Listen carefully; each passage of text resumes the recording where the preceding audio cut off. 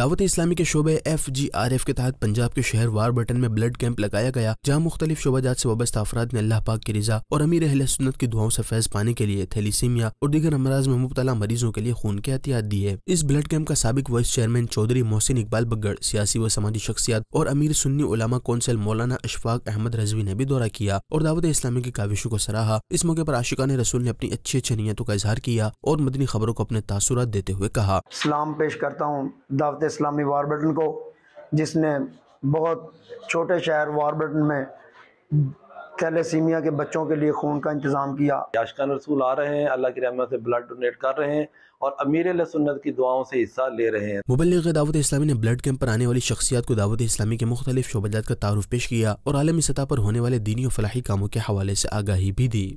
دیکھنا رہ جائے کوئی سی سکتا